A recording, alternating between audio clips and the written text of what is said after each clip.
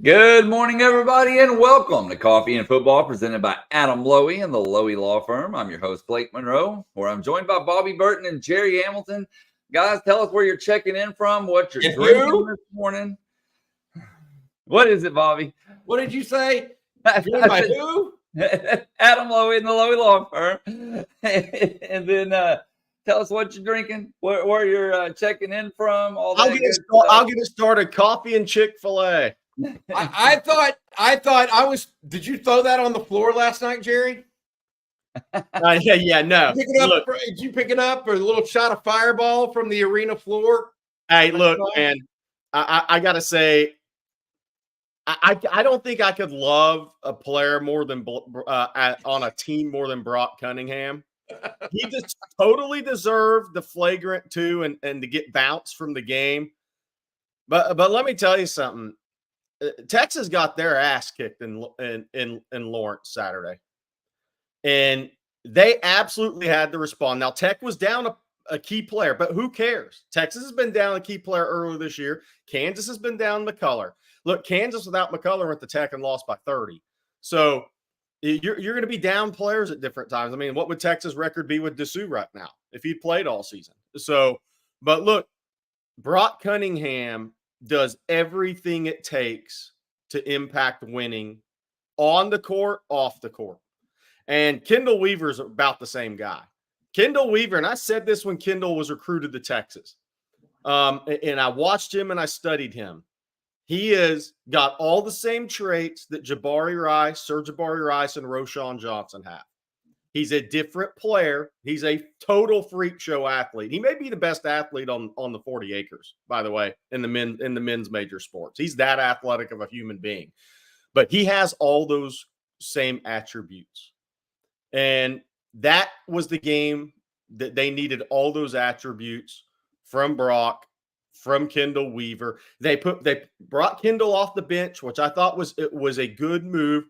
IT Horton starts, but Kendall Weaver and Brock bring all that energy off the bench, especially defensively.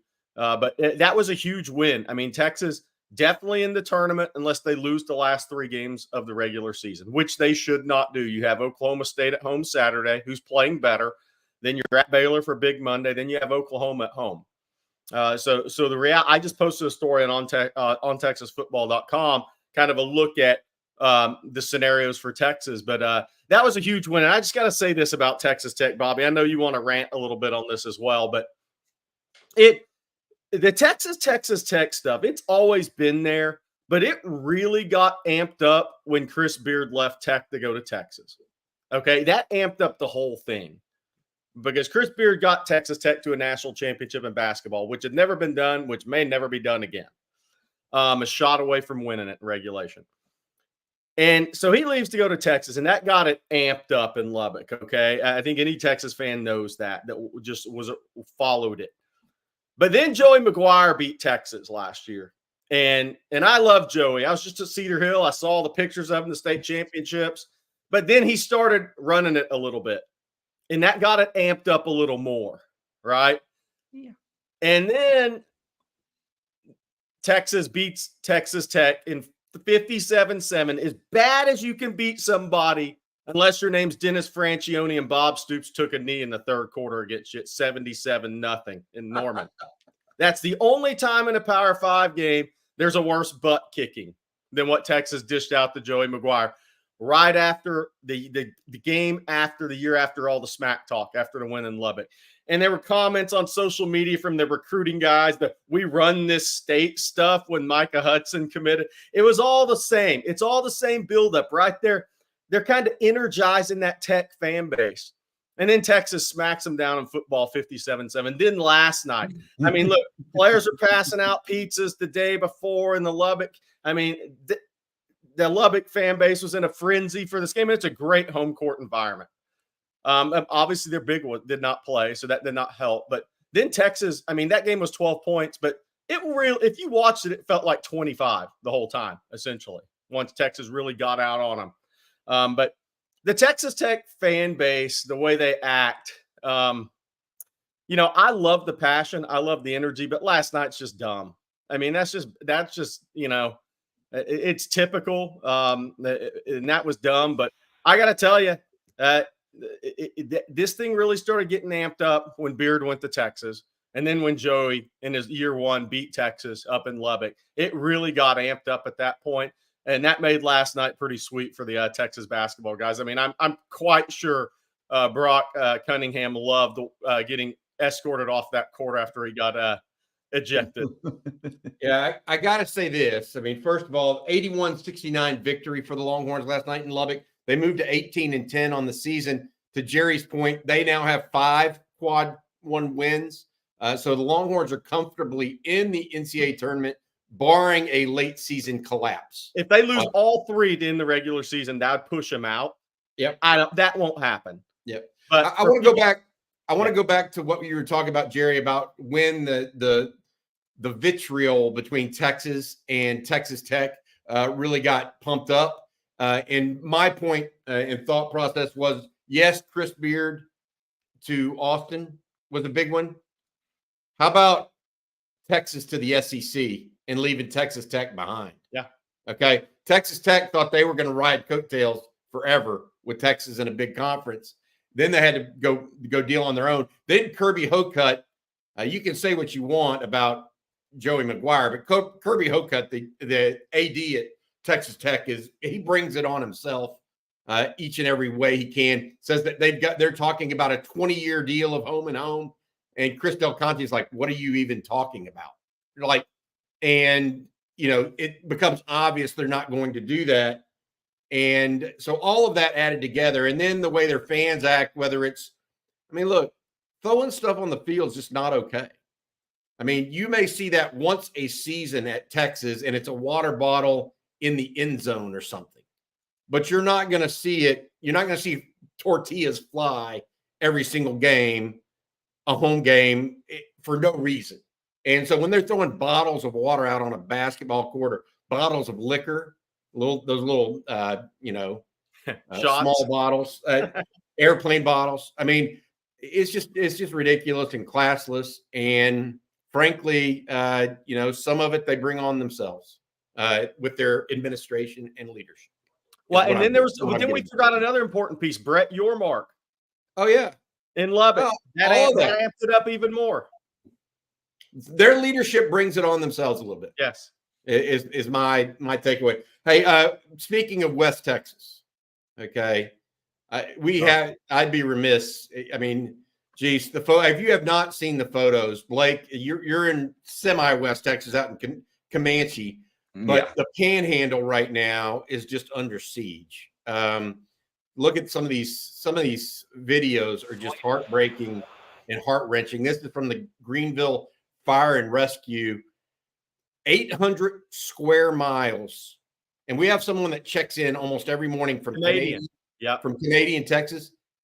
Canadian, a town of 5,000 people, was evacuated yesterday. The entire town evacuated. There is a nuclear facility in the Panhandle that has been evacuated. Okay. That's the aerial view of the Panhandle last night. 800 square miles. Okay. According to Blake, I was talking about this morning, 0% controlled. 0% controlled. Day 2 of this. Blake, would you say second worst fire ever in state history? Second largest fire. Where's this one from, Blake? So this is my buddy's house in Borger. He sent this yesterday, and I'm going to turn the volume up just so y'all can hear what the people in Canadian and Borger heard yesterday afternoon. Whoop. That's the sirens telling them it's time to get out. And so they were evacuated.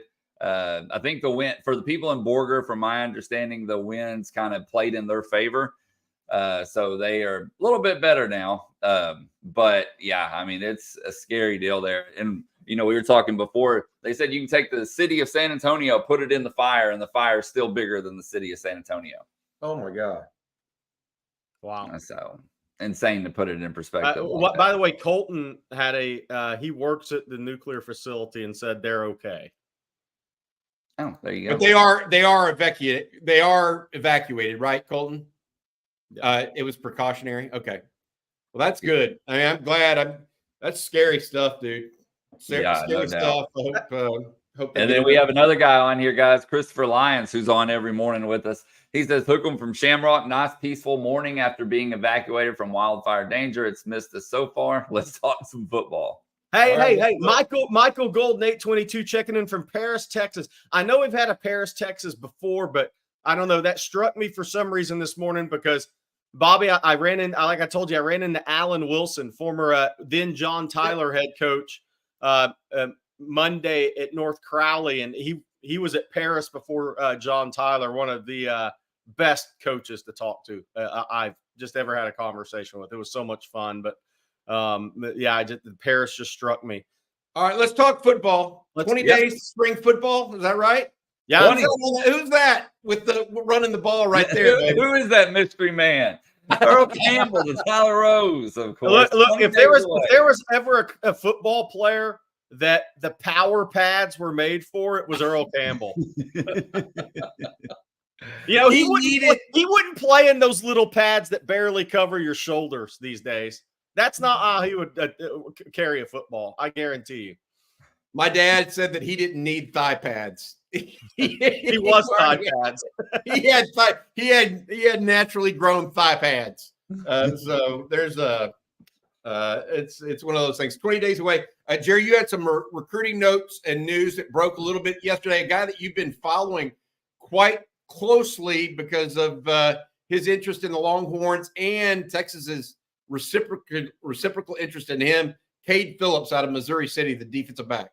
Yeah, so Blake, while I'm talking about Cade, if you can look up Hightower Track and Field, we can bring up a video. Or actually, I retweeted it yesterday. If you look at my Twitter, Cade Phillips, 6'1.5", 178, 180 pounds.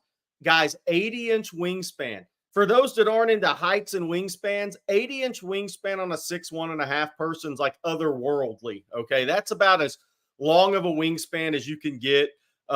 He also has 10 and a quarter inch hands. I mean, so this is a kid who he's not even close. And here's the video. He set a new school record last week for Hightower, 24.7.5, Bobby. That means you're hitting 25 as a junior. I mean, that's a big, look at those arms. That is a big number in track meet too. No, that's 24/7 is so Marquise Goodwin's world class, right? Yes. What did he hit? 26 almost in high school. Yeah. But anything over 25 puts you in the state meet finals at the very least, if not winning it. And it puts you in an elite class in Texas. Over the years, an elite class. I mean, Roy Williams was one of those guys. Yep. That's kind of who you're talking about. Just think we just said Marquise Goodwin, Roy Williams. All right, that's the list you want to be in as an athlete, especially long jumping. But yeah, Cade, I think, is a big Texas lean over LSU. The news was he scheduled his official visit. So Texas offered him Sunday. Blake Gideon offered him. They had him at January 20, Junior Day. He had been to a game earlier in the season. Texas didn't offer on that Junior Day. They came back and offered him Sunday, a week ago, Sunday. So now he's already he had a call with Steve Sarkisian Monday. They set up the official visit yesterday on Tuesday for June 21st through 23rd. That will be the Texas big visit weekend, because one thing we've been talking about was the possibility of the last weekend in June. But now with the change in the recruiting calendar, that's now the dead period starts, I believe, on the 24th. So the 21st through 23rd is Texas big visit weekend. So, and we're starting to see some names. We're starting to see some names that pop up that have that June 21st through 23rd weekend scheduled. Jackson Christian Port Neches was one we broke it on Texas football. I believe Sunday we broke that one. So Cade Phillips, Texas, I believe, leads LSU, Texas A&M. He'll go visit Texas this spring, LSU this spring, probably back at A&M. But I like where Texas is at right now. I'm laughing at that comment from Jay Kennedy. He wants to know if you have a photographic memory. How do you remember everyone's stats, Jerry? It's good for the job and bad for relationships. That's all I gotta say. What kind of relationships, Jerry? What kind of relationships? Hey, I want to add this.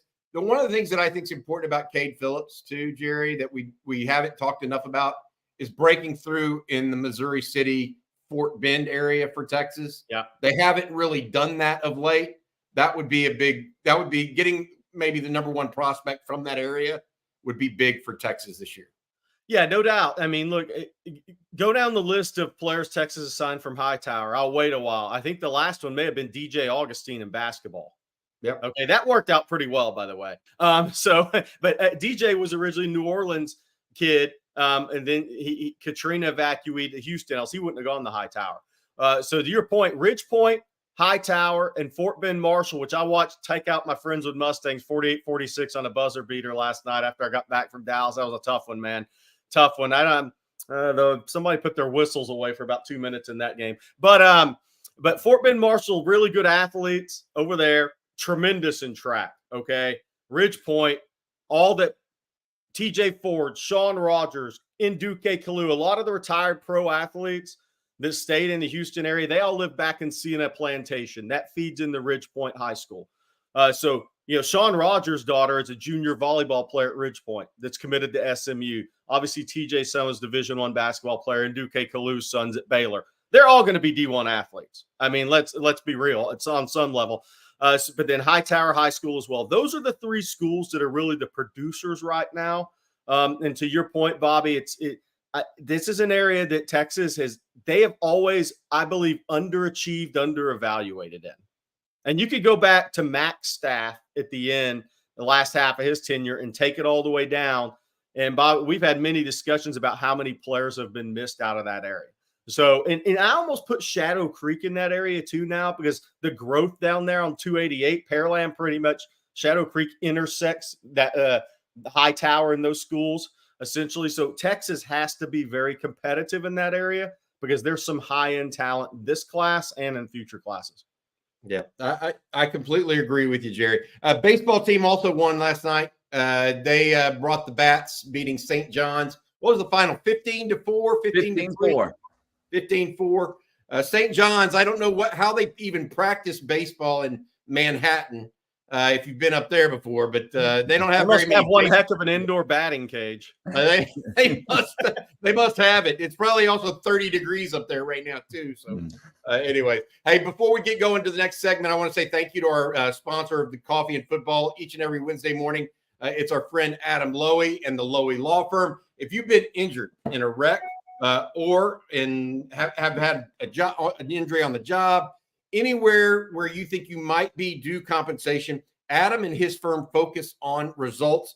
Give him a call, 512-280-0800. That's 512-280-0800.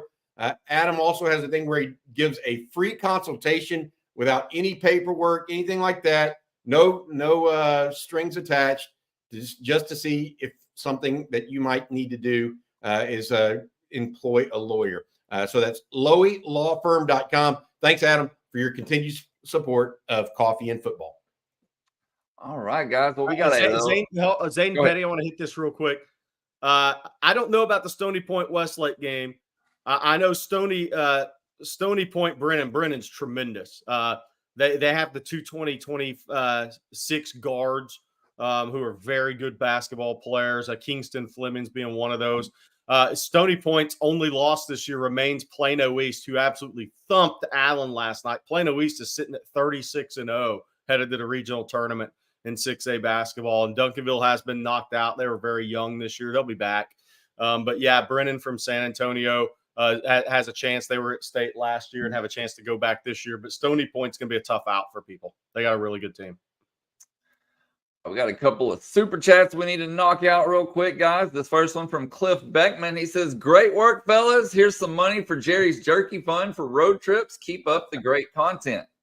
Thank you very much. We got some big ones coming up here in the spring evaluation period. Yeah, you're going on the road for a little while, Jerry. You're not going to have that. You're not going to have that corner of your room as a background. You may have the car for about a week. Exactly. People love to see you in the car. We've had many comments about that over the past couple of weeks. And then Steve Cap says, hypothetical. And by the way, thank you, Steve. Hypothetical. Would Sark have started Sam or Shane? Wow. Here's what I saw that question earlier, and here's what I think. This is my opinion. Shane would have fit the scheme and the initial lean would have been that way, but Sam would have ended up winning the job. I agree with that. I agree with that because as much as, to your point, I think Shane's a better thrower of the football, but when things collapse around you in the pocket, Shane just couldn't get away from it. And frankly, when he first got there, the offensive line was not very good for the Longhorns. exactly. And so it was, kill or be killed at that quarterback position. And I think not unlike Hudson Card versus Casey Thompson, right? Hudson Card was a better thrower of the football than Casey Thompson, but Sark ended up going with Casey Thompson because he could avoid the rush a little bit better. Even though Hudson's a plenty fine athlete at that point in time, it is what it is. Hey, I want to mention this also. We got something fun coming up this weekend. On Sunday night, instead of our regular live stream, we're going to be doing what I would call a game show of sorts, where Blake, I believe you're going to be the host. Is that correct? I am. I thought a sneak peek yesterday. I can't say a word to either one of you about it, but it's going to be fun. Okay, well, it's going to be a game show where myself, Rod, and Jerry Hamilton are given questions. Some of them are Longhorn related. They're all Longhorn related, but some of them are trivia questions. Some of them are about the team. But it's going to be something. We're going to try something a little new. We have a friend of ours, Chris Chan, who owns a company that does this, has done it with other video products around the country. And we're going to see what it looks like and have a little fun. It's a pilot. So we want you guys to join us. This is a promo for it right now, Sunday night at 7. Jerry, you don't even know about it yet. This is the first I've heard of it. Yes, we're keeping so I can win. That's what it is, by the way. I want to win. Well, So I will say about it until then. I will say, like I said, Blake, I'm Bobby. If I beat you, you have to read Manscaped. Oh, I like it. UT somebody brought that. Douglas Scott, thank you. Yeah. But not if I lose to Rod. Only if you beat me. Only if you beat me. Hey, I've got a perfect lead in when it's time for Manscaped today. Texas went up to Lubbock, and what did they do to the Red Raiders, baby? Jerry, go for it. Go for Manscaped. Go for it now. All right, guys, it's that time. 2024 is here in full swing, especially in Lubbock last night, and that means it's time for a New Year's resolution check-in with our friends at Manscaped. Newsflash, it's never too late to level up your grooming game and keep your bush tame. Manscaped's new Lawnmower 5.0 Ultra is every man's cheat code to look good, feel good, and turn the page on confidence this year. Whether you're going for a trim or that clean-shaven look, this trimmer has you covered. Trusted by over 10 million men worldwide. Now is your time to get a grip on your grooming with our exclusive offer. Go to manscaped.com and use OnTexas all caps for 20% off plus free shipping. The ball is dropped, but don't drop the ball on your balls. You see what happened in Lubbock last night. If you do that, you get Manscaped.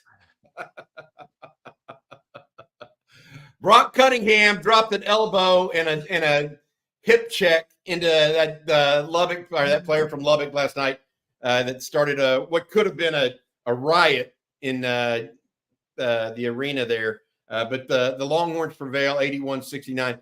One of the things I wanted to talk about too is CJ went and saw Tiki Hala, the Bastrop defensive lineman yesterday, Jerry. Mm-hmm. And it sounds like Texas has done, he's a 2026 defensive lineman. And it sounds to me like Texas is well out in front and has done a magnificent job of early recruiting. Johnny Nansen, the linebacker coach at the University of Texas, has Polynesian roots. Tiki Hala also has Polynesian roots. And apparently they've really kind of hit it off and struck up a good relationship. So that's one to watch there for the Longhorns. And then tell us, Jerry, there's a 2027 quarterback at Bastrop as well. Here's the quote from Tiki Hala. Coach Sark is a great coach, but he is more than a coach. He's a great person in general. He genuinely tries to get to know you. That clearly is about a 6'4", 6'5" guy there, Jerry. You know what stinks for Tiki is he's a NIL dream at a tiki bar, but he won't be able to do it till he's 21. I mean, he can't. I mean, like, is that not great? But yeah, there's a young quarterback, Nielsen, over at Bastrop, that he's got a number of Power 5 offers. Oregon was the first to offer him. CJ Vogel and I talked about this on Recruiting Breakdown yesterday. If you haven't watched that, you can go watch that. We have all the recruiting news. But what's so interesting about that, Oregon being the first to offer him, is Will Stein's the OC at Oregon. Obviously played at Lake Travis, coached at Lake Travis before he went to UTSA and worked for Jeff Traylor, eventually became the OC and then up to Oregon. But that means if you're offered that early at Oregon on a 27 quarterback, that means all your coaching buddies and all the guys you grew up with and know that coach in that area say, hey, man, this dude's got it. You better get on him early. So that kind of speaks to the level of talent. I know Texas Tech's offered. I believe Cal, some others have offered him as well. I might be a little off on that offer list. But there you go. Weston Nielsen, Oregon, Texas Tech, Miami, Baylor, plenty of others. But yeah, I mean, you look there, he's got a strong build for a young kid too. That's the thing about him is he's impressive throwing the football, passing the football at a young age, but he's also not void of some definition in terms of his body and his frame. So, you know, that's what for people that never, and I'm not comparing him as a player, but I'm saying like Arch Manning in high school had that definition. And I say that because you knew he could carry 220 pounds one day. Well, you know, he had that muscle definition, that ability to add weight to his frame, good muscle weight to his frame on a quarterback frame at a young age. Weston Nielsen's got that similar frame. So he's a kid that's he's going to have the size and he absolutely has the hand size, and he can absolutely make all the throws, as Steve Sarkisian likes to say. So guys that can make all the throws, Texas will give them extensive evaluations. All right, guys, we got more questions here and plenty of time to get your questions in, so please do so, and we'll get to as many as we can. But since we're talking about recruiting, let's do some more recruiting questions, and we'll start with this one from Antoine. He says, does the Chris Gilbert Lancaster connection help with the Emmanuel Choice recruitment if Texas makes a push for him? Yeah, I think it would, but again, to me, it's like I don't look at this and say guys are going to start committing because, and it's not a knock, it's just that NIL's different game, man. I mean, in recruiting nowadays, it helps you. It helps keep the door open. It helps get your foot in the door if you need it. The relationships are still important. They're not the end all be all like they once were in recruiting, in my estimation. But it definitely helps with any kids along I-20 in Dallas. And that's all you can hope for. And I think one of the things I thought was great about Sark and Jeff Banks, who was Jeff Banks' idea when they got there to hire Chris Gilbert, to get DFW kickstarted because it was so bad from the previous regime, is that it was a good counter. I'm telling you, I was just up in DFW. Texas A&M is really trying under Elko to get a stronger footprint in DFW in this 25-26 class. So it was a really good counter move. Whether it was meant to be or not, it's going to turn out that way. Hey, Jerry, big receiver, Emmanuel Choice. Yeah, Lancaster's.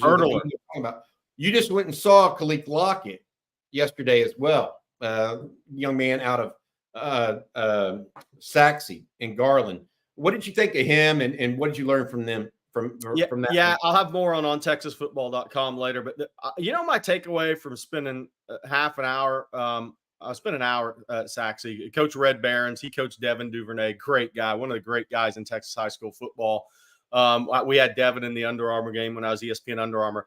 Khalif Lockett may have the biggest hands I've ever seen on our 6'1" or 6'1.5" receiver. 10 and a half inch hands. Like I was just shocked at how big his hands were. So that is when you normally look at wide receivers, you're hoping they have 9.5 inch hands, right? I mean, you're talking about 10 and a half inch hands.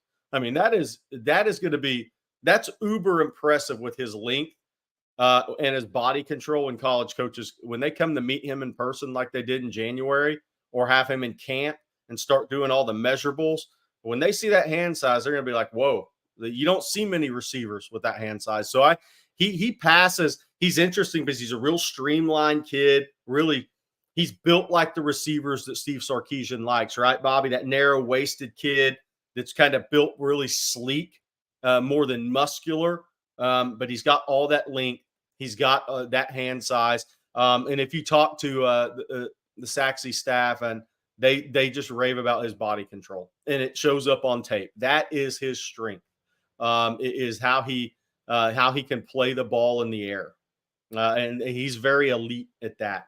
And look, I think he'll officially visit Texas. I think he's going to come in April 6th. I think Texas is right there in the fight. Ohio State, Ryan Day and Brian Hartline came through in January to see him. Sarkisian obviously came through to see him, and Chris Jackson and Tashard Choice was on that one visit as well. But Brian Kelly, Hankton. I mean, you go down the list. Lincoln Riley. I mean, everybody came through. When we talk about the head coaches that come through, that says something, and that's exactly what's happened with Khalid Lockett's recruitment. Mike Elko, he visited A&M January 13th for Junior Day. So I think that April 6th visit will be big. I think Texas in a pretty good spot there. We'll see what happens. Cotton says Red Barons was my high school coach, but a funny guy. Always love spending time with him. Hey, let me ask you this, Jerry. I counted 9 offers for wide receivers in state. Okay. Texas is not prepared to take 9 wide receivers, right? No. They've got to be creating or going toward some level of, demarcation of who they really want versus who they're going to push for versus who they want to see more of, et cetera, right? Yeah. Outside of DK Moore, Decorian Moore right now, do you know if Texas is definitive yet? I mean, have they gotten to that point, or are you waiting to see? That's part one of my question. The second part, who are some of the real names from out of state that you think really deserve mention? And the 3 that I've got for out of state, I kind of looked ahead. Caleb Cunningham out of Mississippi, but he may be going elsewhere. Yeah. Marcus Harris out of Mater Dei, right? Who we know Texas has in there. And then Jamie French out of Jacksonville, Florida, who's one of the nation's top players, but has already got a visit set to Texas. Yeah. Are there any other out-of-state guys that you want to add to that mix right now? Well, the way I look at it is, April 6th is the big offense recruiting weekend. That's when KJ Lacey's coming in. Well, Kelshawn Johnson and Khalid Lockett in state are coming in that weekend. Texas is trying to get Decorian Moore in that weekend. I was told there's a decent chance. We'll see. And I'm not saying he's for sure coming in, but Texas is trying to get him in that weekend. And then Jamie French is in that weekend. So that's telling right there. Marcus Harris will come in for the spring game. Texas is going to have a Southern California footprint under Steve Sarkisian. So do I see if Marcus Harris wants to go to end up at Texas out of Mater Dei? Is Texas going to turn him down? They haven't done that to date. But I think the 3 in-state receivers to really watch are DK Moore, Khalid Lockett, and Kelshawn Johnson right now. And it's a loaded class of wide receivers. I mean, there's a plenty of talented guys. Andrew Marsh out there. You just go down the list. There's a lot of talented receivers. Marsh has taken an unofficial visit March 25th to Texas. But again, that April 6th weekend, when you have Jamie French and you have Kelshawn Johnson and you have Khalid Lockett coming in and you're trying to get Decorian Moore in that weekend, that pretty much says a lot, guys. Yep. Hey, real quick before we go to the next recruiting question, I put a link in the chat, and Bobby was talking about the game show a little bit ago, and I'm going to mention this a few times throughout the broadcast. But if you can go to that link and fill out that survey, it's for one of the segments of the game show. We need all the answers we can get from you guys and gals. So please go to that link, and it should just take you about a minute. A couple of Longhorn related questions. We would definitely appreciate your input on that. So, all right, this next one is from Naaman Roberts, and he says, "Hey, Jerry, my son attends Fort Bend Marshall, and they are loaded in track and football. Are there recruits that play both sports that Texas is looking at, and Atascocita High School as well?" Yeah, for sure. That's a great question, Naaman. Isaiah Williams is a 2026 safety, and he was at January 20th Junior Day. And I'm just here to tell you, the way I explain him to people that ask me, hey, tell me about this Isaiah Williams kid. I say, well, this is the best thing I can say. He looks like the guys Georgia and Alabama have been playing with for a decade. I mean, he looks like that guy physically, and he moves like that guy. He's in track this spring, which he's not going to be on their main relay teams. Because if you're on the 4x1 at Fort Bend Marshall, I mean, you're kind of a freak show fast, right? I mean, they almost broke a long-standing national record last year. But Isaiah Williams being in track, he's got that at about 6'1 and a half, 6'1", 195 pounds as a sophomore. He has that first step, just that explosion, right, out of a break. You're just like, whoa, okay, that kid moves different at that size. Then you see him physically. I don't know what to say other than he looks like the dudes that Georgia and Alabama have been playing with, and those guys all are pretty good. Then there's Caleb Chester, a corner, 2025 kid, really good cover corner, great feet. He's got Power 5 offers. He was at Texas Junior Day. Where does he stack up? Texas has offered like the corner up at Courts Hill, which is one of the coolest high school names up in Lancaster, California. Adonis Curry, Texas offered him 2 nights ago, a Sark After Dark offer. So where does he sit on that corner board? I think those guys are going to be evaluated like Caleb Chester in the spring by Terry Joseph, Blake Gideon, who recruits that school. Then there's Noriel Dominguez. Now, this isn't a track guy that you'll hear on the track, but he's 6'2", about 225, plays inside linebacker, 2026 kid. He's probably going to visit Texas in March with a 7-on-7 team around the tournament. But he's a guy that Texas and a lot of others have offered. Very good player. So him and Isaiah Williams in that 26 class are 2 of the best defensive prospects in Houston area and the state of Texas. Tascasita, they're going to have more guys, and I don't know about their freshmen going to be sophomores yet there, which Tascasita is always going to have talent. But, I think their 26 class, they're going to have 2 or 3 D1 guys. I'm not sure if there's anybody that's going to be Texas level yet in that class, but they have a number of FBS players. So if you go watch a Tascasita next year, you're going to see a number of FBS players. Now, what they may not have, Tascasita's had a run of offensive linemen that, you go back to Cosme, then you go to Kenyon Green, then you go to Cam Dewberry, now Nate Kibble, obviously who signed with Texas. Tascasita's had, of all the schools in the Houston area, they've had more large humans playing on the offensive line than maybe any other school in the Houston area that were like Power 5 recruits. So I'm not sure where they're at with their young offensive line guys. All right. Somebody asked how big a hands did Roy Williams have? I mean, if he didn't have 10-inch hands, I'd be shocked. Let's look it up his combine if they had that. Bobby. Speaking of the combine starts tomorrow. And it begins with defensive linemen and linebackers. And so it starts around 2:00.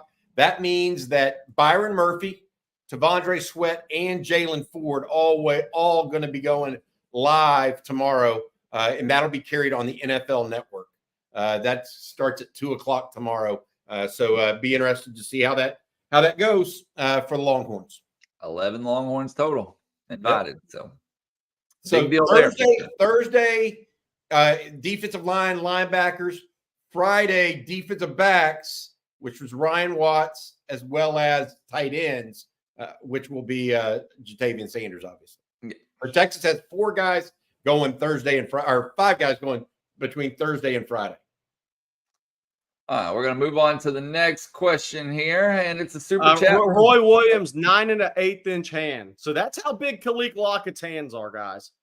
I mean, look, I'm a big hand size guy because I was at when I was doing national stuff, I was out at University of Georgia for a camp one year, and I was watching Mike Bobo measure kids' hands, and I was like, "Hey, Mike, I want to know like how big are my hands?" And I was 9 5/8-inch hands, so I have pretty big hands. So I always throw my hands up against guys just to see, right? Especially quarterbacks. And Khalid Lockett's hands, when I just put my hand up against his, I was just kind of taken aback, honestly.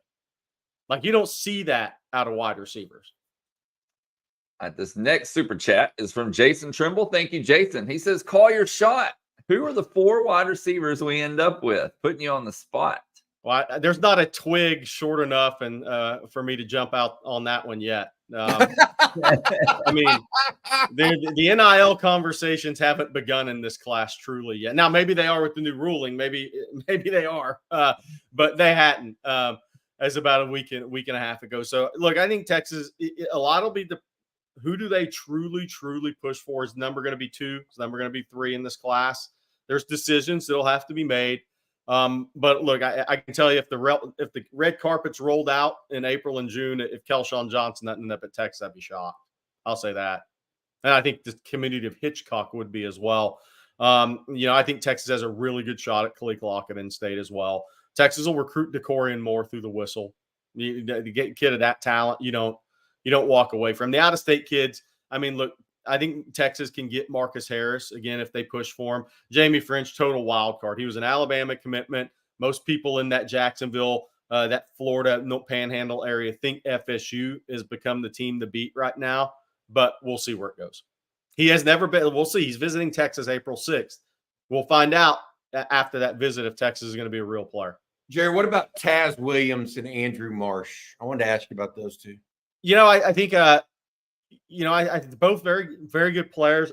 With Taz, it's top end speed. I think that's going to be colleges. They're making decisions there.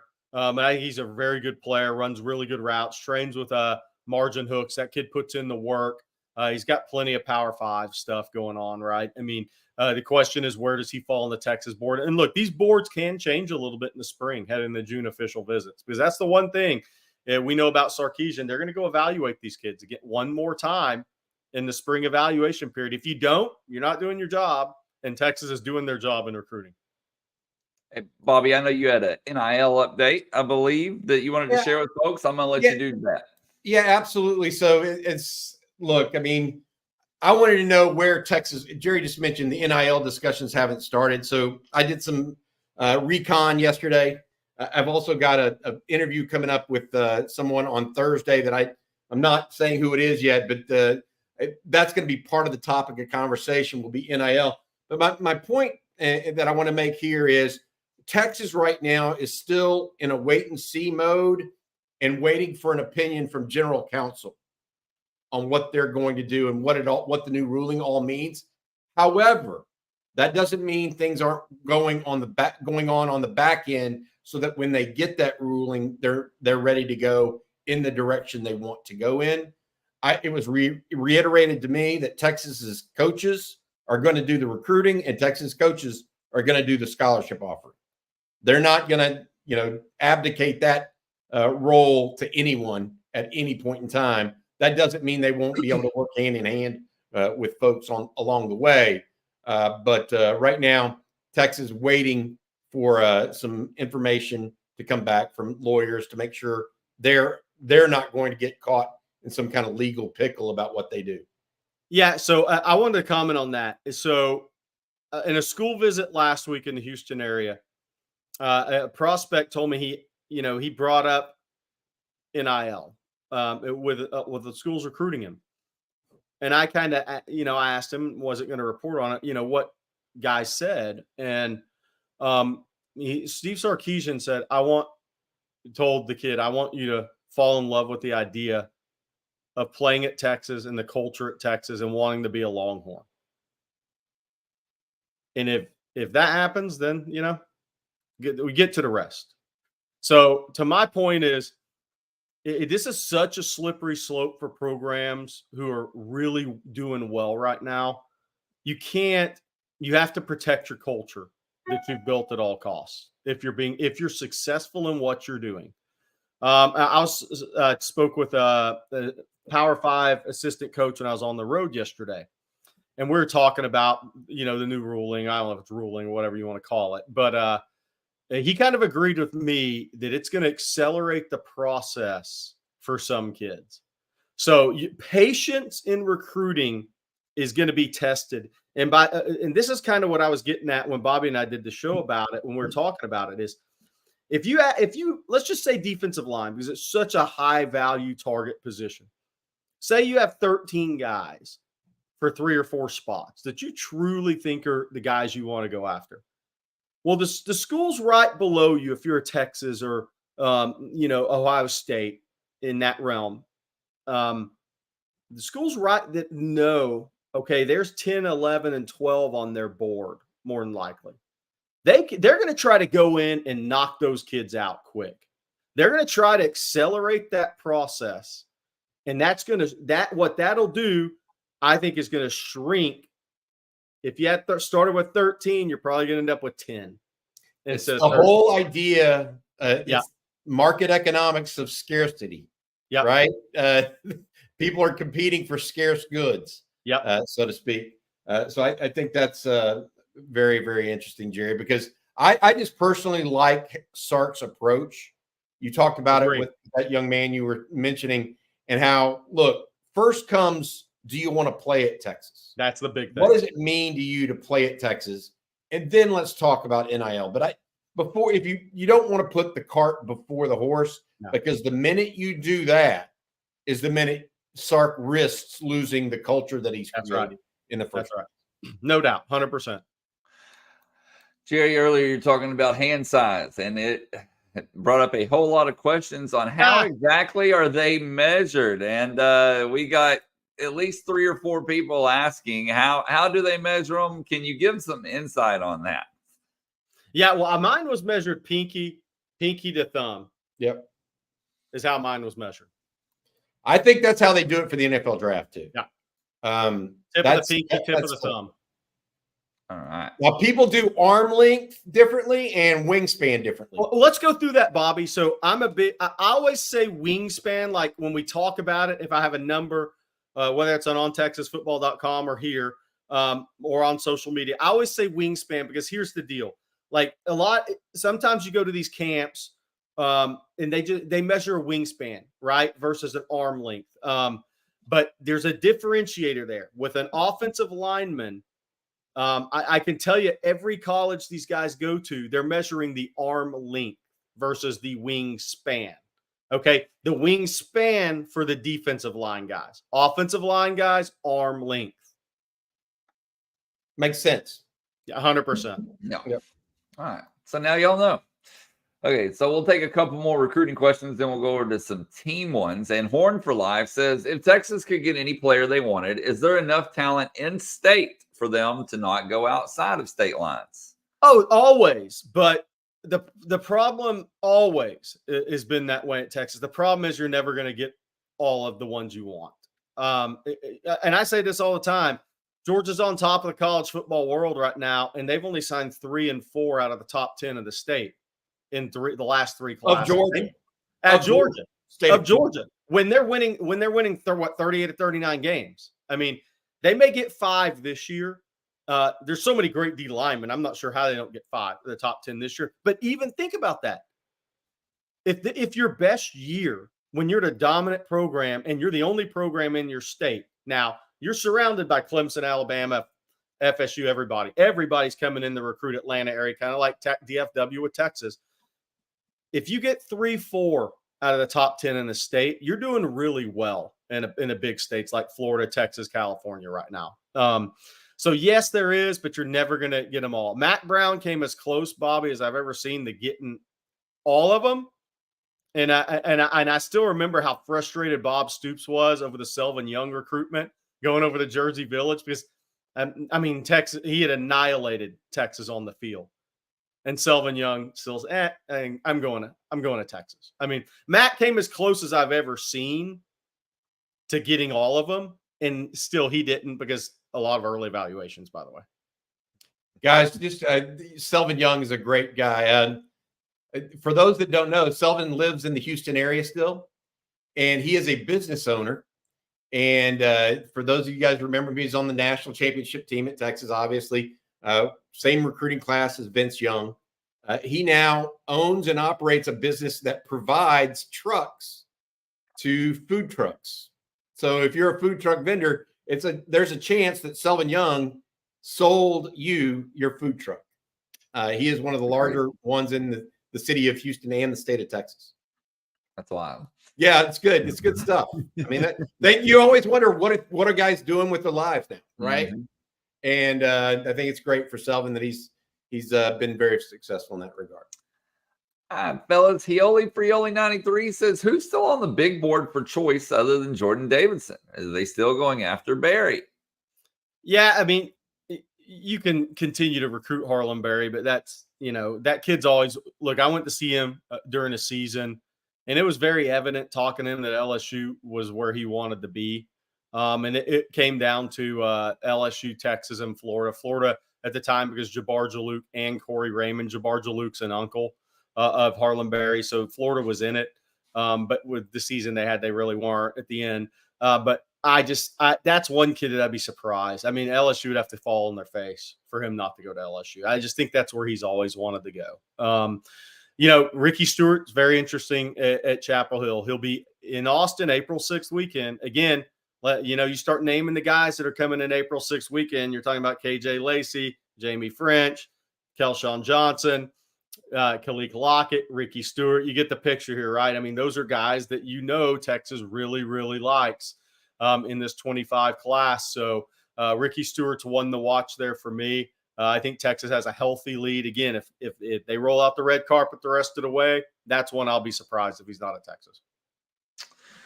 And then Colton follows that up with, who would you compare Davidson to? Bobby, I compared him to a little less violent version of Christian Clark. Violent meaning cut. He's bigger. He's bigger than Christian. Yeah, but I think he's more developed because he's at modern day physically. I think when it's all said and done, both those kids will be 5'11", 220. I think 215, 220. But I think they're very good, similar. And Davison fits the inside zone scheme at Texas. I mean, he's a strong between the tackles runner with good vision, good patience, good feet in the hole. I compare him to Christian Clark with a little less violence in the cut. Let's jump over to some team-related questions, and we'll start with Captain Americano. He says, what are the chances Sark follows Shanahan's lead and delegates aspects of in-game management so he can focus more on play calling and big-picture decisions? I think he's done that, actually, guys. Like Joe DeCamillis was helping him last year at the end of games with calling timeouts. So he's done some of that already, right? I don't think he's against all of it. I think there are certain things that remain what I would call sacrosanct to him. He ain't giving up play calling. He's not going to do it. So I feel like that is part of it. I think some other issues or other things that you want to look at or think about as it relates to that is, he just had a very successful year. What do you want? What more do you want him to do? Can you recall a time? The only time I would say what I would think to myself, did they make the right decision near the end of the game, was the OU game. Because they had the ball, could run out the clock. You know what I mean? And so that was the only time where I felt like, did they really not use the clock correctly? And you had times like Washington where they manipulated the clock beautifully, to their advantage. So I don't know. I don't know about that. And it's not just – I will say this. Kyle Shanahan, Sean McVay is speaking at their coaches clinic. We mentioned that about a week or two ago. But the Rams head coach, another West Coast offense guy, Jerry, just like Shanahan, coming to speak at Texas. Shanahan spoke at Texas last year at the same event. Now McVay this year. I think it's clear that Steve Sarkisian wants to continue to connect with those West Coast offensive guys. And that's what's happening. Before we get on to some player and position group related questions, Bobby, I'm going to let you tell folks out there about Adam Lowy and the Lowy Law Firm. Yeah, absolutely. Adam is a good friend of the program. Each and every Wednesday, Coffee and Football brought to you by Adam Lowy and the Lowy Law Firm. Adam and his firm focus on results for their clients.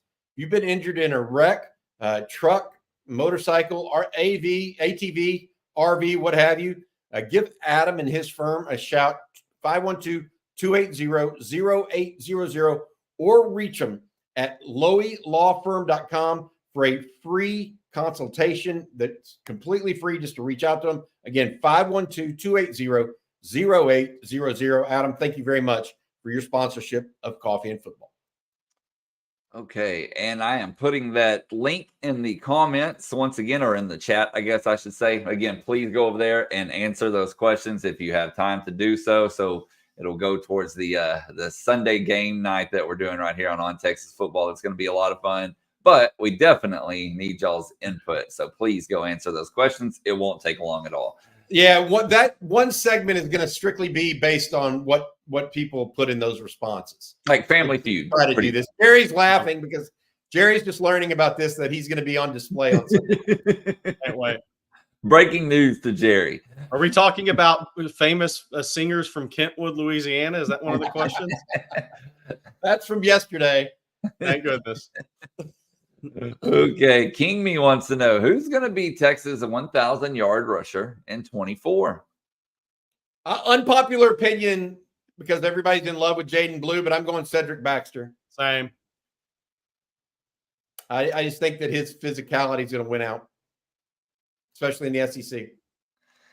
And then this next question here comes from Horn 7, and he says combined catches for the tight ends this year. What number would you put on that? What was the total number last year, Blake? JT Sanders and Helm combined. 60-ish, 65-ish. I don't even think it was that high. Helm had 15 to 18, I think.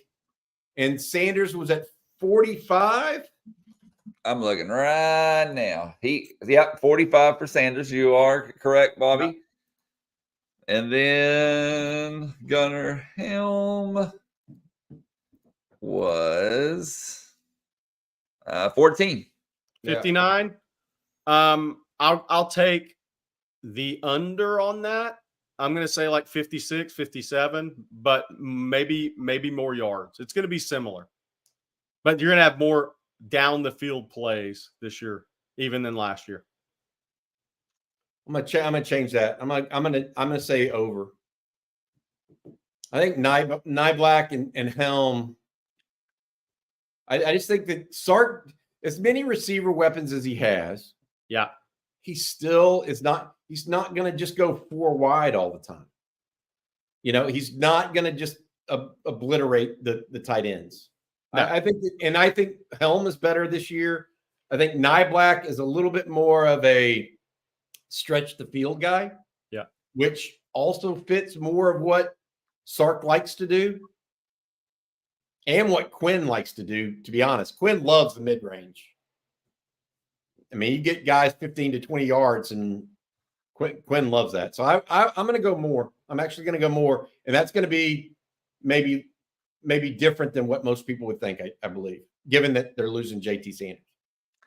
And then Phil wants to know, how many games do you think Arch appears in this year? Over, under 5? It's a good number. That's a good question. I'm going to say over. I'm taking over. Yep. And by the way, we're not starting a quarterback controversy. Yeah. Okay. But we're saying 3 non, maybe if you get up, right? But I also think this, and Quinn's got to stay healthy. I mean, he hasn't had a season where hadn't missed games. So, but the other thing, I do think there's going to be a little bit this year of wanting to get Arch a series in some games where you may not be expecting it, just to really get him prepared for next year. And then our next question, going back to the running backs, William A. Jones says, do you think Blue could get 500 rushing yards and 500 receiving yards? I don't see 500 receiving yards. Too many weapons. That would, you're talking about him having 40 catches, 35, 40 catches. So you're getting in that 3 catches a game. I could see 500 rushing and 400 receiving. 500 receiving is a big number for a running back with a lot of weapons. I'm cheating. I'm cheating right now because I'm looking at stats from last year. And,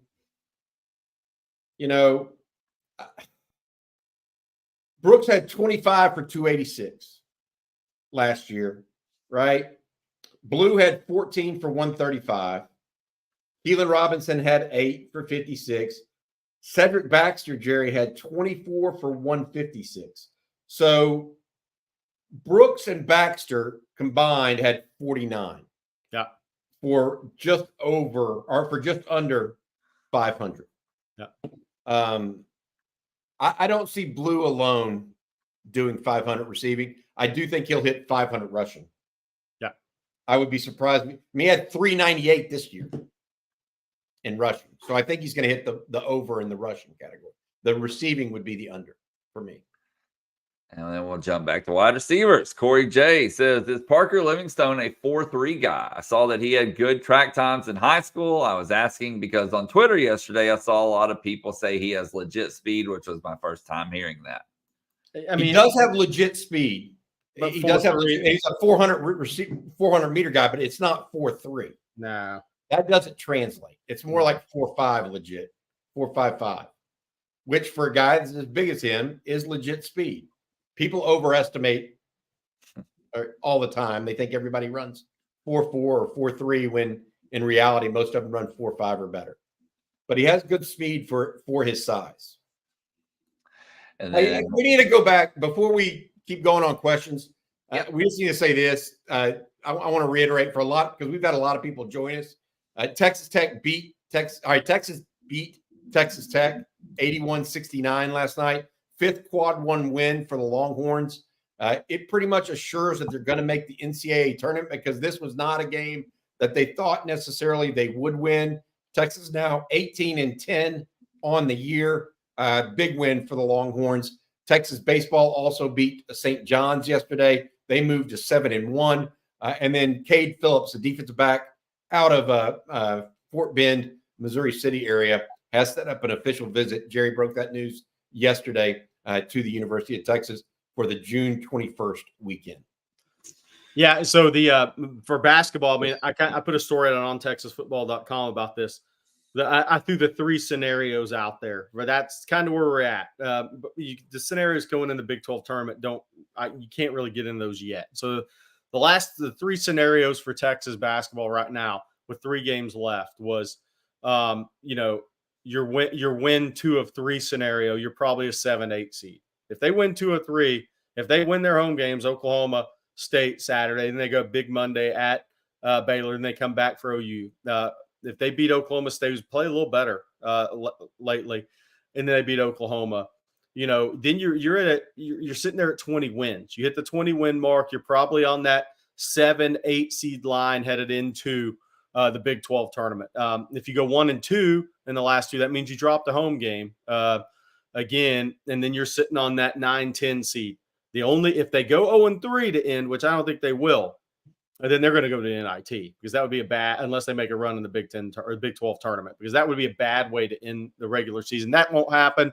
But for people saying, okay, can Texas run the table here at the end? They haven't won more than 2 Big 12 games in a row this season. One, it's an extremely tough league. 9 teams right now are projected to be in the tournament, which would be a record for any conference, I believe.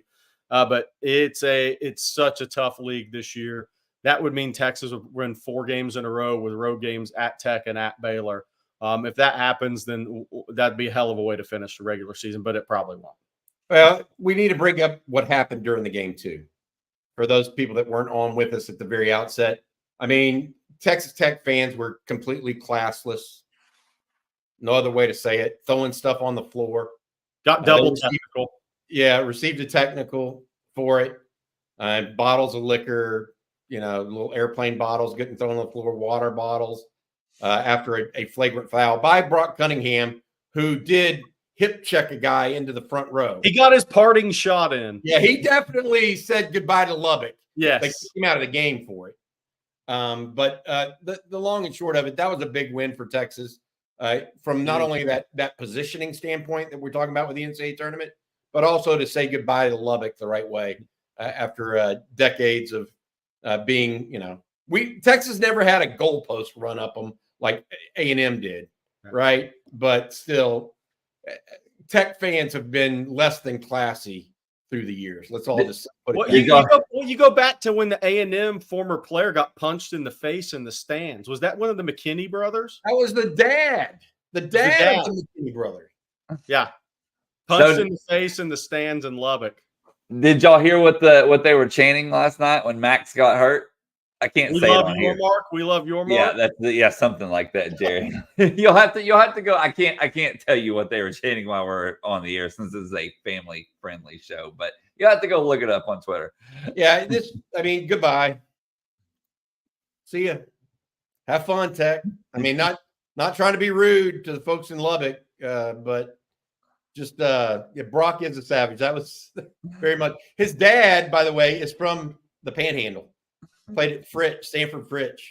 Hey, by the way, last thing on basketball, for this complete roller coaster of a season with some butt whippings involved in it this year, which are ugly losses. Texas has 5 quad 1 wins. There's only 14 teams in college basketball with more in college basketball. And one of those is not a Power 5 conference team. And they have 4 road wins in the Big 12. So it's been a roller coaster of all roller coasters this season. But the good has been pretty good for Texas. The bad has just been extremely ugly where fans say, no chance this team makes the tournament.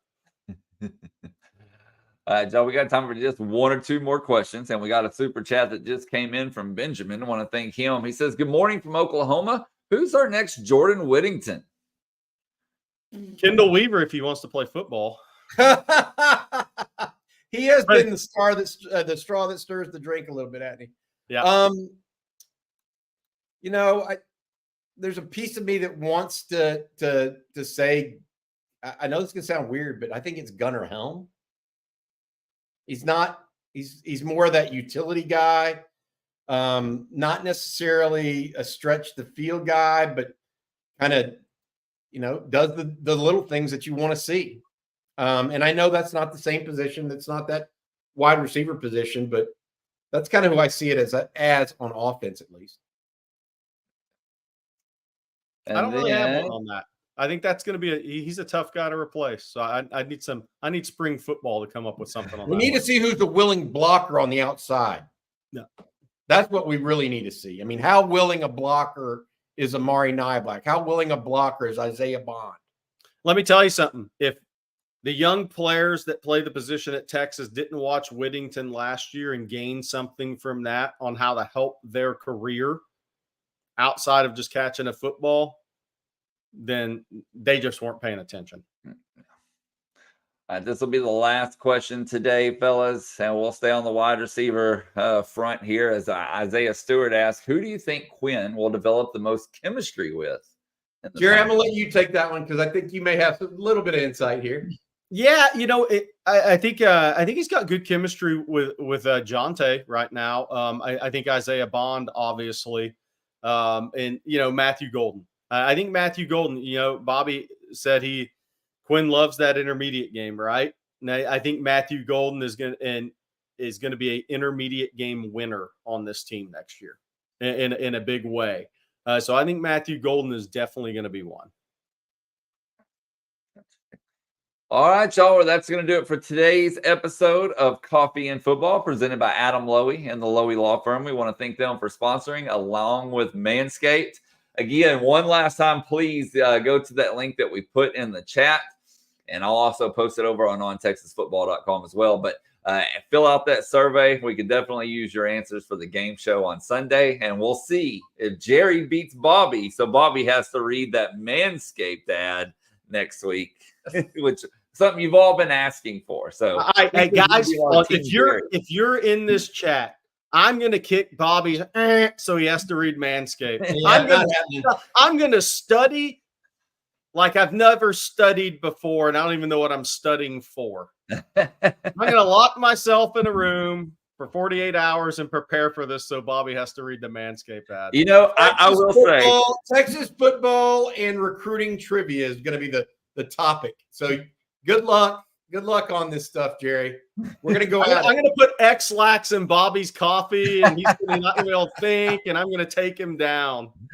Oh, man. So as I was going through a lot of the stuff yesterday, there were certain times I thought, man, Bobby's going to be really good at this part. Man, Jerry's going to be really good at this part. So it's going to be pretty even. And Rod, we got to throw Rod in the mix. Rod may come in and kick both of them. No. You keep Tecmo Bowl out of this, Blake. Oh, so we'll have to see what happens. That'll be on Sunday night again. Please fill out the survey, and we'll see if Bobby has to end up reading the Manscaped ad. But thank you all for tuning in. Thank you for the super chats. Again, thanks to our sponsors. And head on over to ontexasfootball.com to further all the discussions we had today, plus a whole lot more going on over there. Bobby and Jerry already posting good stuff this morning, and CJ as well.